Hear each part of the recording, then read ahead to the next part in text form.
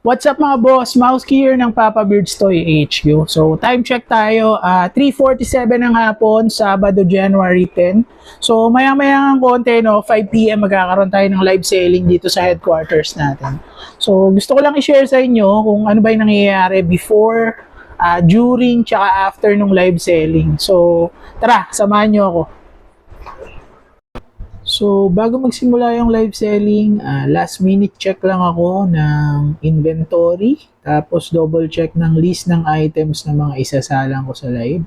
Tapos, sinasabay ko na rin dyan yung pag-setup ng background music and then pag-ayos ng mga files na gagamitin ko for the live selling and invoice. Then, after that, double check ng mga condition ng items. Tinitignan ko kung anong items yung mga may sira or damage. Tapos, importante kasi yun. Kailangan ma-declare mo sa live selling kapag faulty yung item or kung merong minor issue yung item. After nun, next kong ginagawa is sineset up ko na yung camera. Ayan, yung cellphone. Tinitignan ko yung angulo, kung kita ba yung background. Tapos, yung rotating base, tinitignan ko rin kung kapag pinatong ko yung item, makikita ba siya ng buo ng viewers kapag nasa live na. Then, after nun, sineset up ko yung ring light para dun sa additional lighting sa likod. Kasi minsan medyo madilim yung background mo, yung cabinet. So, binubuksan ko yung ring light para ma-check ko kung maliwanag or nakikita pa rin yung items dun sa cabinet. So usually ganito ako mag-setup pag nagla-live ako.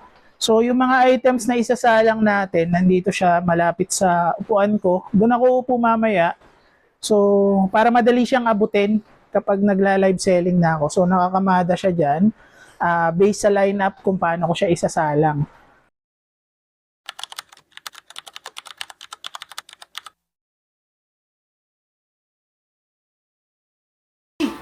Ayan, pangalan ko po Mauski.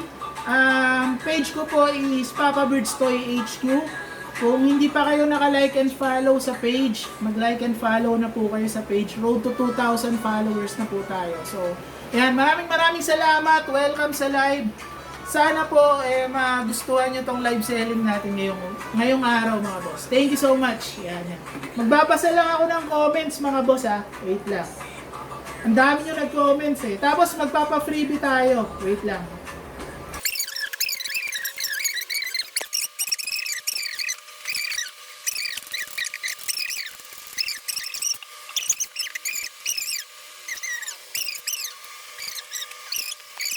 Yun, so time check tayo mga boss, 11:17 na ng gabi, no? So nag-start tayo mag-live selling 5 PM, tapos natapos yung live ko before 11 kasi nag-shutdown na siya ng kusa, sobrang init na ng phone ko. So papakita ko sa inyo kung ano yung mga nabili nung live selling natin, tapos papakita ko rin sa inyo kung ano pa yung mga additional steps na kailangan nating gawin after nung live selling natin. Kaya tara! So eto na nga mga boss lahat ng nabenta natin kanina sa live. So talagang napaka-solid ng mga supporters natin sa page mga boss. Ang dami nating nabenta kanina. So sa lahat ng mga nanood sa live selling, maraming salamat sa inyo. So eto yung mga Lego Batmobiles kung naalala nyo. Nakuha na lahat, sold out na. Tapos yung Millennium Falcon natin na malaki, yan, nabili na rin yan. Tapos yung mga Funko Pop natin na loose, sold out na rin yan. Tapos yan, yung mga Transformers natin halos maubos mga boss. Ang dami ring nakuha dun sa Transformers natin. Tapos yung mga M&M figures, naalala nyo? Sold out na rin, nabenta natin lahat yung M&M figures na yan. Tapos, eto pa, yung mga diecast motorcycles, sold out. Thank you. So yan, tapos marami pa tayong nabenta na assorted items. Maraming salamat. So, after nyan, after ng live selling, hindi pa dyan natatapos yung mga kailangan nating gawin. Kailangan pa nating isort lahat ng items na yan para pagsamasamahin natin yung items ng pare-parehong tao. Tapos, syempre, magsesend din tayo ng invoice. Yan. So after ng live selling, isa sa importanteng step is yung pagsusort ng items. So ginagawa natin dito is yung items ng isang tao pinagsasama-sama natin para pag tinago natin siya or kapag isi-ship na madali siyang hanapin kasi magkakasama na yung items ng buyers natin. Tapos eto na, last step, magsisend na tayo ng invoice sa mga buyers natin. So, tinototal natin lahat nung nabili nila nung live selling, tapos sinesend natin sa kanila yan, kasama nung payment method natin and shipping details, ayan, shipment. So, para alam nila kung paano sila magbabayad at paano nila makukuha yung items na binili nila. Yun, time check ulit mga boss. Mag-aalauna na ng umaga. Grabe, no? Alas 5 tayo nag-start ng hapon. Natapos tayo around 11 p.m.